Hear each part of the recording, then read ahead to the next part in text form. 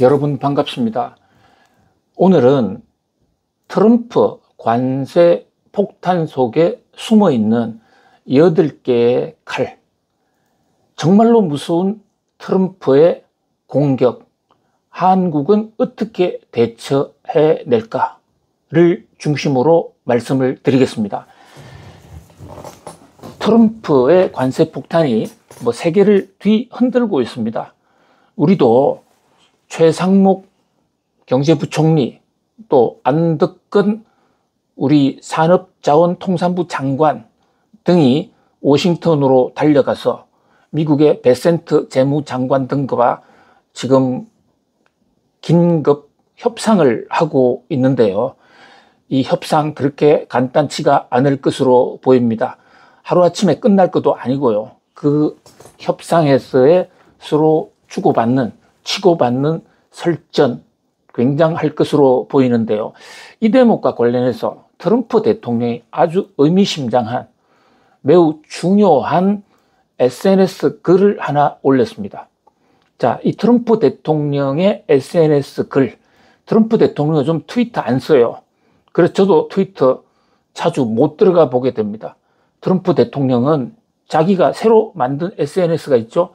그것을 소셜 트루스라고 그러는데 여기 거의 매일같이 글을 올립니다. 사실 전 잠잘 때도 스마트폰을 안고 소셜 트루스 켜놓고 자는 이런 지금 상황이에요. 그만큼 트럼프의 충격이 세계 경제에 미치는 영향이 크기 때문인데요. 밤사이에는 갑자기 8가지 비관세 장벽이라는 글을 올렸습니다. 지금 트럼프가 전 세계를 상대로 관세 폭탄을 터뜨려 놓고 있는 상황 아닙니까? 그런데 많은 나라들이 좀 여기에 대해서 이의를 제기하고 있습니다. 특히 우리나라 같은 경우는요, 너무 억울하죠. 왜냐? 우리나라는 지금 미국에 대해서 평균 관세율이 0.7도 채 안 돼요. 우리나라 미국의 관세 거의 안 미고 있거든요. 왜냐? 한미 FTA 협상을 했기 때문에 FTA가 프리 트레이드 어그리먼트 아닙니까? 관세 안 매기자는 협상입니다. 이거 점점 낮춰가고 있어요. 트럼프가 말하는 상호 관세 폭탄이라는 것은 다른 나라 하는 거 봐가면서 다른 나라가 미국에 대해서 높은 관세 때리면 우리도 높은 관세 때릴까? 이론적으로는 그것이 상호 관세란 말입니다. 리시프로컬 테리프. 자, 원래 이 상호 관세는요, 바이마르 정권, 독일이 지역적으로 다 나눠져 있었습니다. 나라가 분리 독립돼 있었습니다. 그것을 비스마르크라는 철혈 재산이 나와가지고 우리 통일하자. 근데 서로 경제적 이익이 달라서 통일이 안 되는 겁니다. 그때 비스마르크가 인류 역사상 최초로 얘기해내는 게 상호 관세라는 겁니다. 그것이 바로 리시프로컬 테리프. 자, 우선 좀 잘 사는 나라가 주변에 있는 여러 가지 분리 독립되어 있던 경쟁국에게 이렇게 얘기합니다. 내가 당신한테 관세 하나도 안 받을, 먼저 관세 프리, 테리프 프리, 텍스 프리를 먼저 선언합니다. 그러니까 당신도 상호적으로 리시프로컬 관세 제로 해줘. 이게 성공을 해요. 그래서 현재 독일 땅에 있는 많은 그 분리 독립되어 있던 소왕국들을 경제적으로 통합을 하고 그것이 나중에 독일 통일의 발판이 되는 겁니다. 위대한 독일 통일은 바로 상호 관세로 서로가 제로를 하겠다는 제도를 시작으로 독일의 위대한 공화국이 탄생한 것입니다. 그런데 트럼프가 독일계 아닙니까? 어디서 할아버지 등을 통해서 상호 관세 얘기는 들은 모양이에요. 교과서에도 좀 나오긴 합니다만은 그 상호 관세를 가져와서 우리도 다른 나라하고 같이 하겠다는데 저거 선조, 트럼프 대통령의 선조, 비스마르크가 한 그 상호 관세는요, 서로 안 받겠다는 상호 관세입니다. 그런데 우리는 미국과의 그래서 지금 관세 별로 때리지도 않는데 미국이 우리나라에 25%를 때렸습니다. 이거 말이 안 되잖아요. 상호가 아니라 반상호 관세 아닙니까? 여기에 대해서 사실 우리가 좀 흥분해야 됩니다. 정부는 말을 하기가 어려울 수도 있어요. 내일 모레 바로 협상을 해야 되니까. 그런데 우리 경제단체들, 이런 도대체 뭐 하는 겁니까? 말이 안 되는 상호 관세 폭탄을 터뜨렸지 않습니까? 그런데 쥐 죽은 듯이 가만히 있어요. 정말 이거 이해를 못 하겠습니다. 우리나라에 그 많던 경제 전문가들, 왜 우리나라 정부를 향해서는 그 많이 비판하던 이 사람들, 미국 정부를 향해서는 끽소리 한마디 못 하느냐? 제가 영어 실력이 좀 짧아가지고요. 사실 영어로 유튜브를 해서 날려야 되는데, 제가 영어 발음이 좀 안 좋습니다. 미국 대학에서 강의할 때도 영어 발음이 안 좋아가지고 제가 아주 스트레스를 정말 많이 받았거든요. 자, 어쨌든, 우리는 미국에 대해서 관세를 안 때렸는데, 미국은 우리한테 대해서 높은 관세를 때리고 있다고요. 그러면 우리 흥분해야 됩니다. 그러니까 상호관세 논리에 따라서 우리 0.7맥이니까 미국도 0.7맥이라. 자, 이런 주장을 하는 나라가 몇 개 있습니다. 미국과 한미 FTA처럼 자유무역 협정을 맺은 나라가 한 20나라 정도 돼요. 일본은 아닙니다. 일본은 자유무역 협정도 안 맺었는데 우리보다 관세가 더 낮아요. 일본은 24%. 물론 그건 다른 이유가 있지만 어쨌든 우리 입장에서는 기분이 나쁜 거죠. 그리고 우리가 비판할 때는 상호 여기에 초점을 맞춰서 당신이 말로는 상호하지만 반상호한다 해서 트럼프를 좀 때려줘야, 언론도 좀 때려줘야, 그래야 협상하는 최상목, 안덕근 장관이 좀 더 편하게 할 수 있는 거 아니겠습니까?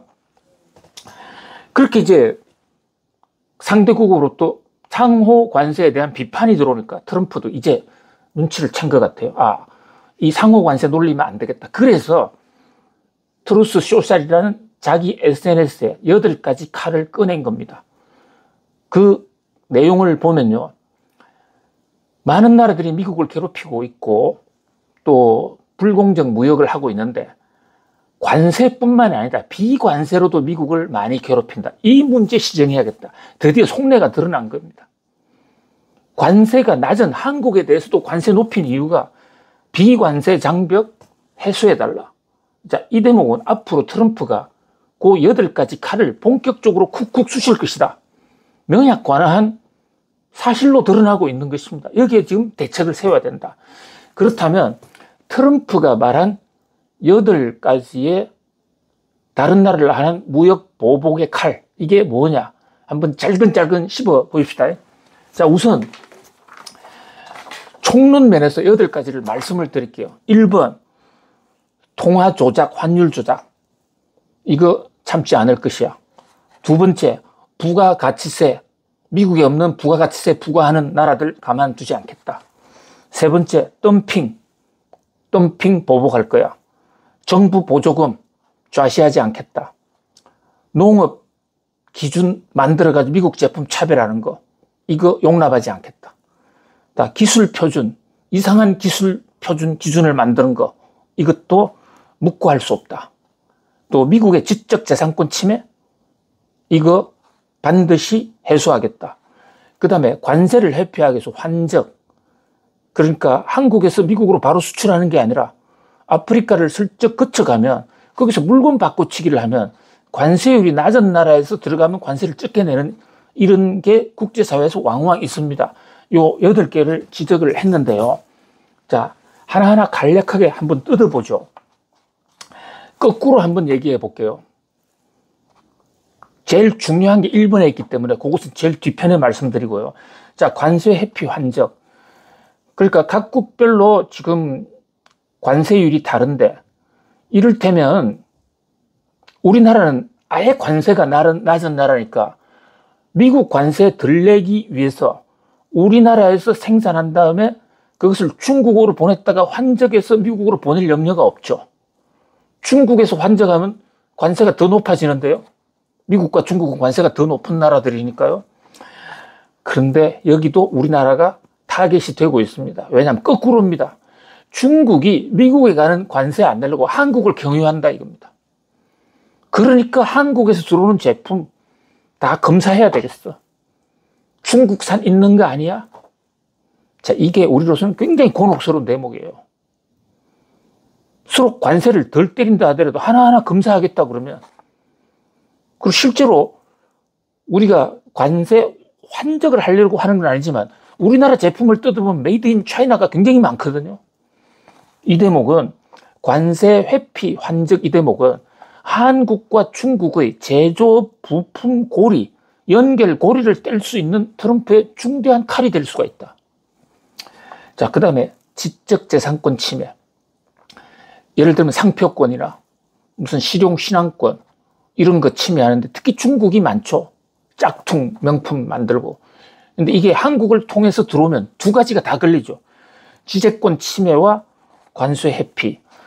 그리고 한국 내에서도 예를 들면 삼성전자 갤럭시가 이 삼성전자의 갤럭시가 이렇게 사각이 져 있는데 여기 모서리 부분이 조금 둥글게 되어 있지 않습니까? 요것 때문에 애플의 특허를 침해했다고 그래서 얼마나 많은 배상금을 물었는지 여러분 기억하시죠? 각이 안 지고 살짝 구부러진 거. 이거 우리도 생각할 수 있는 아이디어잖아요. 그런데 애플이 먼저 해놓고 이것을 특허 등록을 해놨거든요.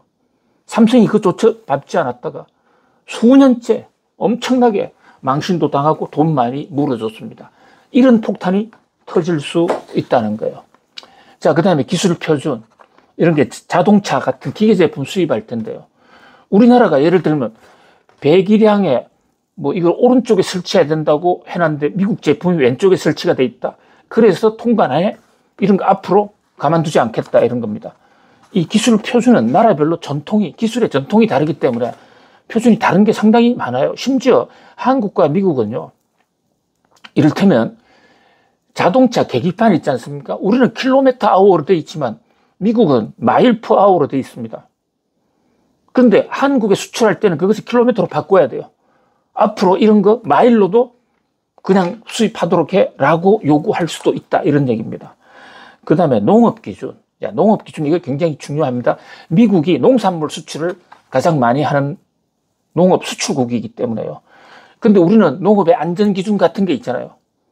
또 그리고 우리나라 농산물에 어떤 병충해를 가져올 수 있다든지 일정 기준을 적용하고 있는데 그것이 국제 표준, 아니 미국 표준에 맞지 않으면 가만두지 않겠다는 겁니다. 이 대목도 굉장히 골치 아픈 대목. 특히 한국과 일본이 독특한 농업 기준을 가지고 미국의 농산물 수입을 아주 교활하게 고차원적으로 막고 있다라는 지적을 미국에서 많이 나오고 있는 상황이거든요.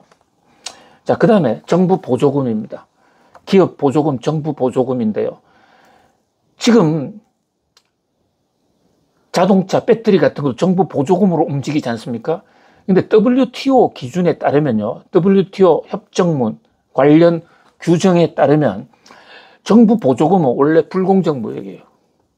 근데 배터리는 왜 보조금을 주느냐? 다만 배터리 같은 경우에는 지구의 탄소 중립을 위한 그런 특별한 목적이 인정되는 경우에는 이 배터리를 같은 것은 보조금을 해줘도 좋다라는 게 파리 협약에서 되어 있는 예외 조항입니다. 그냥 일반적인 것은 보조금 주면 그것 자체가 또 통상 압력을 당해요. 예를 들면 지금 반도체가 어려우니까 우리 세금으로 반도체 업체 보조금 대주지 하지 않습니까? 그거 바로 미국의 통상 폭탄 맞습니다. 그러니까 대주더라도 아주 능률적으로, 지능적으로, 체계적으로 잘 대해줘야 된다는 것이죠. 그 다음에 덤핑, 수출 늘리기 위해서 국내에서는 비싼데 외국에서 좀 싸게 파는 거. 저희들 외국 유학 시절에 한국에서는 100원인데 미국에서는 50원, 70원 파는 물건들을 많이 봤습니다. 심지어 저는 자동차도요, 현대차를 미국서 샀다가 운행하다가 미국 생활이 끝날 때 그걸 가져온 적이 있어요. 왜냐? 미국에서 훨씬 더 싸게 팔리니까. 이제 이런 거 좌시하지 않겠다는 겁니다. 자, 그 다음에 또 하나는 부가가치세인데요. 우리나라도 부가세 10% 받고 있죠. Value Added Tax라고 해서 부가세를 VAT라고 그러는데 유럽은 20%가 넘어갑니다. 대부분. 자, 그런데 우리가 세금은 한국에 들어오는 물건은 내국산이든 외국산이든 차별 없이 똑같이 부가세 매기잖아요. 이건 사실 불공정 무역이 아니거든요. 근데 미국은 이것도 문제 삼습니다. 왜냐하면 미국 자기는 부가세가 없으니까. 그래서 미국 제품이 한국 들어갈 때 불편하다. 그 부가세만큼 관세 매기겠다는 겁니다. 논리가 맞지 않는 거지만 트럼프의 논리로서는 부가세는 나쁜 것이다. 이렇게 트럼프가 정의하고 있는 것이죠. 자, 그 다음에 8번째가 제일 중요한 게 통화 조작, 환율 조작인데요. 환율을 조작하는 나라 가만두지 않겠다. 이 얘기는 무슨 얘기냐면요. 한마디로 트럼프가 미국 달러를 약세로 가져가겠다는 겁니다. 자, 지금 우리나라 환율이 좀 떨어지니까 이게 웬 떡이냐 해서 마구 달러를 사는 분들이 있습니다. 왜냐하면 그동안 한 1년간 트럼프 계엄령 등으로 해서 환율이 너무 높았기 때문에 그때 많이 당하지 않았습니까? 그런데 환율은 물론 여러 가지 변수가 동시작용을 하기 때문에 앞으로 환율이 될지 어떻게 될지 함부로 얘기하기는 어려운데요. 트럼프 요인만 놓고 보면 우리나라 환율 앞으로 내려갈 가능성이 더 높습니다. 왜냐? 우리나라는 미국의 흑자국이거든요. 우리나라의 미국에 대한 흑자, 미국 입장에서는 한국에 대한 적자를 줄일 수 있는 가장 효과적이고 가장 심플한 방법이 우리나라 통화 가치를 평가 절상시키고 미국 통화를 평가 절하. 그러니까 거꾸로 환율로 얘기하면 우리나라 환율을 떨어뜨리는 겁니다. 우리나라 환율이 1,100원 정도 떨어지면 우리나라 미국에 흑자 안 날 거예요. 물론 트럼프 구상대로 될지 안 될지는 알 수가 없습니다만은 트럼프는 이런 웅대한 꿈을 꾸고 있다는 겁니다. 이게 제가 닉슨 쇼크, 닉슨에서 배우자.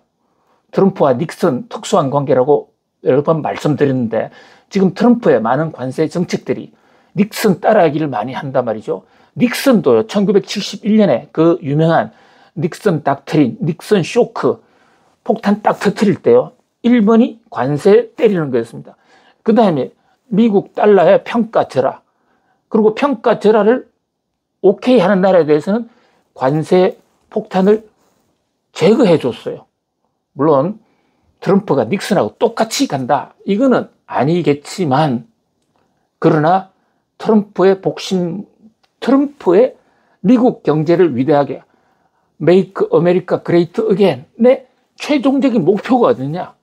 이것은 미국이 무역 적자 없애는 거예요. 그리고 더 나아간다면 미국도 좀 흑자 좀 내보자.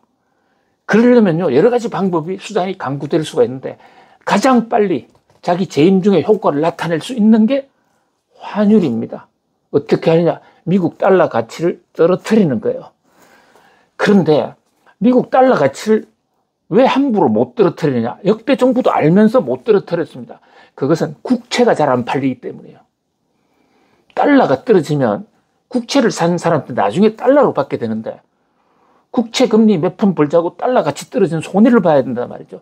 바로 이 대목에서 트럼프는 미란 보고서에 비밀이 있는 겁니다. 무슨 얘기냐면 국채 가격도 올리고 미국 달러 가치는 떨어뜨린다. 그게 미란 보고서의 전략인 것이죠. 이른바 트리핀의 딜레마를 벗어난다. 그게 성공할지 안 할지는 현재로서는 좌단하기는 어렵습니다. 그러나 미국 달러를 약세로 가져간다는 트럼프의 정책은 확고부동한 매우 강렬한 것이기 때문에 이게 우리나라 환율에 또 우리나라 수출입에 어떤 영향을 미칠지 여기에 대해서는 좀 눈을 크게 뜨고 예의주시해 볼 필요가 있습니다. 여러분 오늘도 승리하세요. 감사합니다.